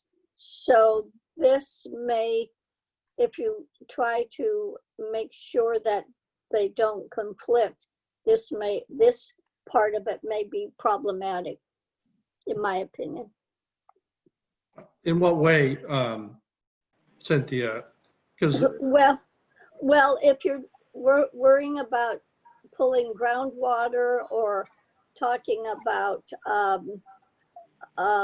trying to flush more water through there, then I would think, even though it's the lower Deschutes, we're looking at areas in the lower Deschutes to make sure that there's enough water for exempt wells, for instance. And I just think this should be at least looked at in reference to that. That's all I'm saying. EISs aren't done usually in a vacuum, but. So I'm sorry. Go ahead. I was just going to say, and those concerns relative to potentially impairing upwater systems from that, you know, that volume of water from in the reflecting pool was a concern cited by ecology. And I guess just to be clear, the reason why our goal here has been to identify, the water type for the hybrid alternative. And it looks at saltwater versus freshwater. And the way that we do this defensively is to identify which of these is most technically feasible and most feasible from a regulatory perspective. And there is one, the saltwater reflecting pool, that just is more feasible than the freshwater. And so that's how the freshwater was screened out and the salt water advanced. Yeah, I'll stop there. May I jump in? Please. I'm looking at the slide. It says to maintain a reasonable flushing rate of 30 to 38 million gallons, and I don't know how reasonable flushing rate is defined. And when I see it compared with it's 5 times the daily municipal water use in Olympia, I look at that in the reverse, that Olympia population of 55,000 people. And when the state workers come in Monday through Friday, of course, not under COVID, but when they come into town, the population of Olympia doubles. And Olympia's got some stunningly beautiful parks that are kept very green and watered heavily. So that's kind of a false, I think, a false representation of that there's a gross amount of water, 30 to 38 million gallons of water for a reasonable flushing rate. And I don't know how that's defined. And so I don't know if it's half that gallon capacity or a third of it, I don't know. But when we talk about the groundwater volumes that are needed to maintain, we have a lot of lakes in the county that are groundwater fed, they're beautiful and clean. But we don't know the groundwater volume or flow rates without a test well. And I don't recall conversations, maybe I may have missed it, whether there was talk about putting a test well in, because a test well could go in for about $10,000, $25,000. That would let us know what the volume or flow rate is of water going into the lake. And I don't have that information. I'm sure you do, though. I don't. We do know that, for example, Lot evaluated the artesian well within the downtown area and had some estimates of flow rate into and discharge patterns, and did identify that water does move into Capitol Lake, and sometimes at a significant volume. But to pull it back up a level, our goal has been to identify which water type is most feasible and still meets project goals. And so, looking at a test well for an option, the option that has been screened out would be kind of counter to the way that we're developing our alternatives here. So I'm hearing that side of the question then, it's not needed, or it wouldn't be a value? Because freshwater is not a freshwater reflecting pool isn't assumed as part of the hybrid alternative, it wouldn't provide value to the study. I think the thing, John, the thing that takes me aback is that 30 to 38 million gallons of water a day. That is a lot of water. That would take a series of massive, and I mean massive, production wells, equivalent to, some of our largest municipal wells to produce that water. And I think Cynthia's right. When if you were to start pumping that much water at the base of the Capitol, it's a little hard to imagine this, but the drawdown cone could reach all the way back up into the Deschutes watershed, perhaps even. So you would have to do a pretty detailed evaluation to figure out what that impact is. And that would require more than just a small test well. That would be putting in a big production well and pumping the heck out of it. And that, then you're talking there hundreds of thousands, if not millions of dollars to start doing something like that. So that's why I guess I still settle back on this. Where did that 30 to 38 million come from? I guess I think that's critical to support that position at this point. And I don't see any information at this point. I don't know, where that number came from. So it's a little hard for me to judge how good it is. But if that's the number, that's a big number. It's massive. Okay, understood.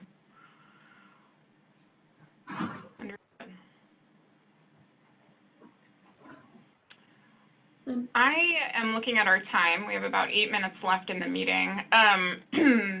And let me just do a call for any last big comments on this slide before we decide how to spend our last couple minutes. I think it'd be good to go to the next one. Tessa would help with maybe an understanding of the detail folks are talking about too. Okay, let's do it.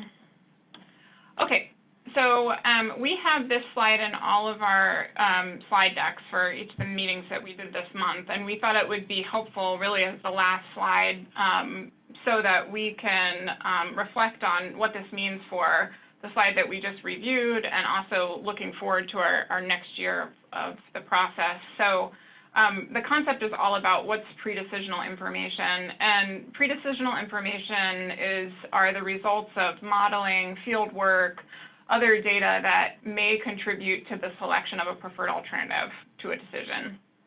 And when we consider pre-decisional information in regards to the slide that we just reviewed, it means that we're providing the extensive information that we can, and the remaining information will be provided in the draft EIS. And the draft EIS is really the appropriate place for us to share further details on the work that we're doing, because it provides those details in the context of everything else that's being evaluated. And that's super important to getting, the whole picture. When we consider pre-decisional information in regards to the work that we do between now and the draft EIS, it means that we are entering a phase where that data is being processed and our technical analyses are being conducted. And this is really where we become super busy doing the work that we have reviewed with you, the methodologies, and we're putting our heads down to get that work done. So, consistent with SEPA guidelines and how all other EISs progress, our next report out of substantive information really does come at the draft EIS. This process doesn't share early access to those draft technical reports or other information because now we're working with that pre-decisional information.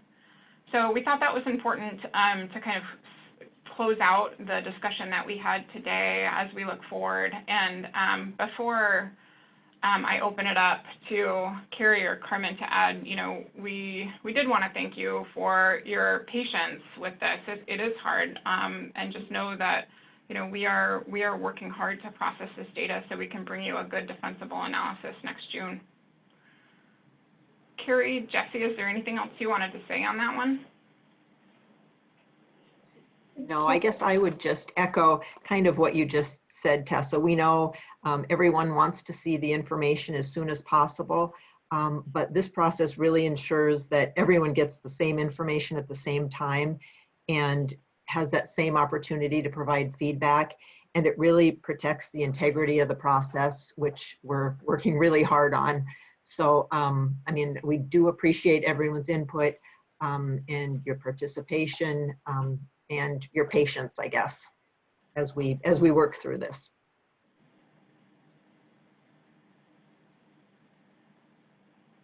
Thank you, Carrie. And we do just have a couple minutes left. I will just do like a 1 minute update on funding and governance, and then that would allow us for a few minutes for comments. So earlier this month, we had a funding and governance work group meeting. We're planning on meeting again with that team in August. We really found what we understood to be a consensus around, breaking apart the initial funding of upfront construction of a preferred alternative from the long-term governance of a preferred alternative. And that in doing so, the funding and governance work group members, we could really do good work around a shared agreement for construction funding of the preferred alternative, and thinking about that in the context of a legal agreement. And so part of the work we will be doing with them moving forward is thinking about how do you identify the different portions of funding within each entity. And part of that was a consensus around recognizing the state's role and potential legislative role in the upfront funding for construction, and the importance of the continued collaboration of all of the work group and executive work group entities, the local governments, you all, in continuing the process to be successful. And really, just like we did as a large team to work together to help fund the EIS, working together to help message that collaboration and momentum to fund initial construction. So we have an exercises that we will go through in August with the funding and governance work group. And I did mention in the beginning, we didn't anticipate a separate executive work group meeting in 2020, but we know that the funding and governance folks will be reaching out to you all and within your organization. And we do envision another meeting that is a joint funding and governance and executive work group meeting, where we come back together and bring forward the work that we've done leading up to that meeting with the funding and governance work group. So we're still figuring out the timeline of when that occurs, near the end of the year or start of Q1, but probably just know that your representatives on the funding and governance work group will be coming forward and connecting with you all too, as we really reach kind of more details around a legal framework and how we move forward with upfront construction costs. So we want to make sure we keep you guys informed and support your internal organization's ability to look at all of this as well. We just wanted we'll follow up with a timeline and more soon, as will your funding and governance folks, but we wanted to just communicate that update. And then I do want to ask, before we turn to see if there's any members from the public that have comments, are there any comments from the executive work group members that you'd like to share? In general, or kind of on anything, on any topic?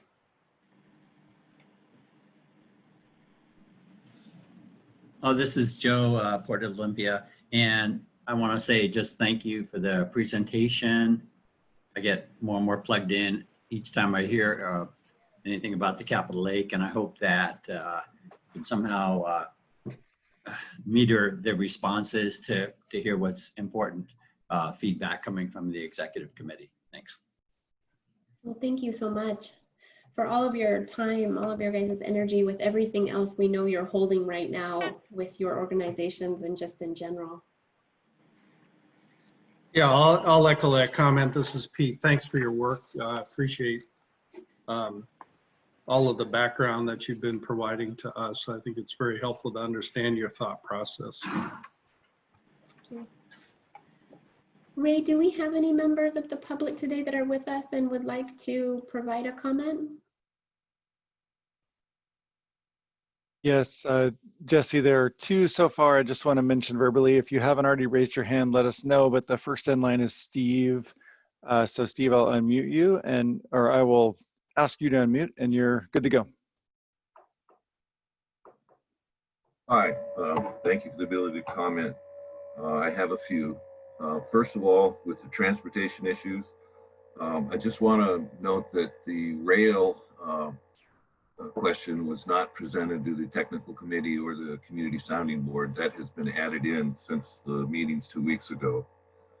As far as somebody asked about whether the rail line could handle a load of rock, and the rail line was just reconstructed a few years ago and is more than adequate to handle the loading. And there was also a comment about no one's asked permission from the railroad whether they could do that. Please understand, they're a business. What you're offering is to give them tens of thousands of dollars of work. I'm sure they'll be more than happy to carry the rock by rail. Air quality, I've said this before, I'll say it again. I think it'd be useful to sample some of the outdoor restaurants with decks that overhang the mud flats, such as Hearthfire Grill or perhaps Buzz's Tavern down at Mud Bay, because they have people sitting outside on summer nights with mud flats fully exposed, and I don't think there's many problems from those people with odor. Recreation, swimming. It's been said here that Olympia is not interested in the swimming, and I think that's a big issue that's going to have some ramifications for the city of Olympia.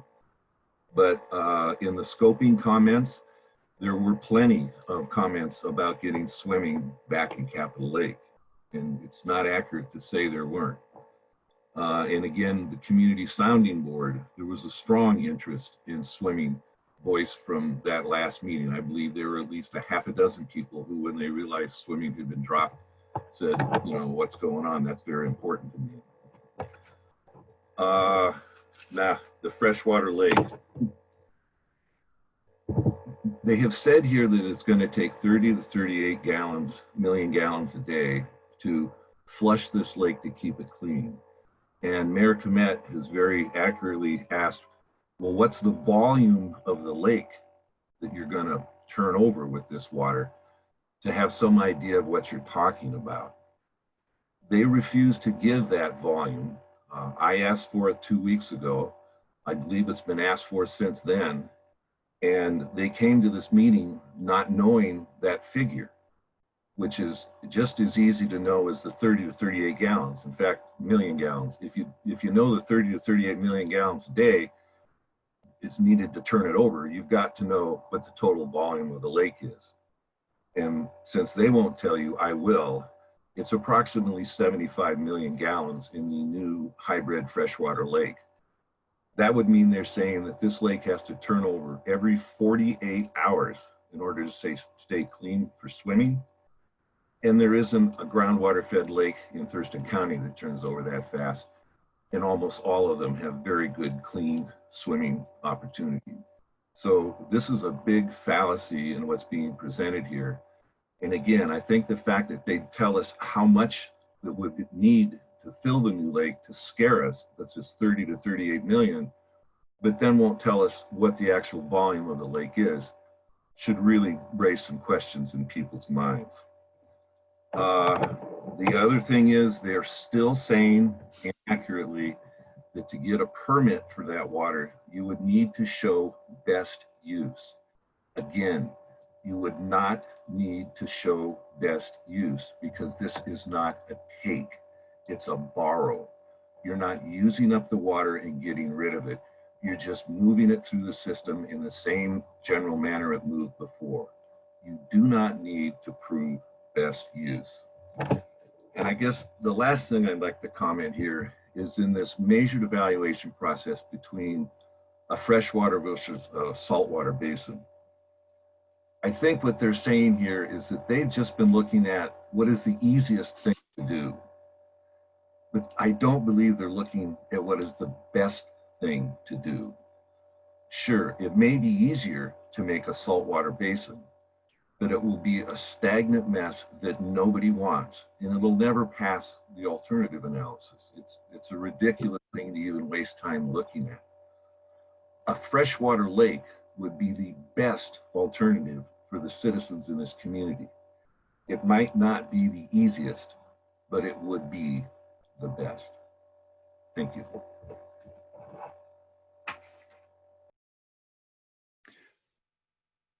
Thanks, Steve. Jesse, next up is A.T. Miller. And before I unmute, I just want to note, Drew Phillips, I think I saw your hand up and it went away. So if you still would like to submit a comment, please put your hand back up. Thanks, just to let us know.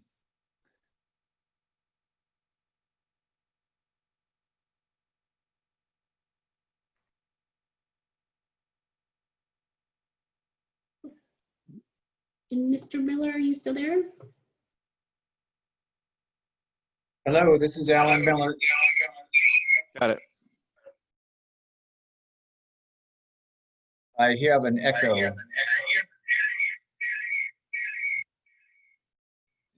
Can that be taken away? You guys hear an echo? Yeah, we're all hearing it. Okay. Alan, I'm not sure we can do much about it at the moment. I think I will just submit an email to Carrie rather than have this terrible echo. Good to talk to you. Bye-bye. Thanks, Alan.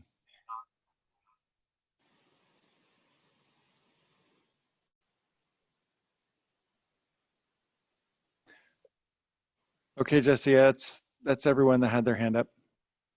Thank you. All right, I know we went a few minutes over. Thank you all for your time and kind of hanging in with us just those extra minutes to allow a period for comment. Following up from the meeting like we have in the past, we will provide a draft meeting summary to make sure we captured everything accurately, and then we will post that on the website for folks as well. Thank you. You have a tough job and a tough audience. Well, thank you for all of your time. It's good to have a discussion and engagement. We appreciate it. Thanks, Jesse. Thanks, All everyone. right, take good care of yourself. Right. Bye-bye.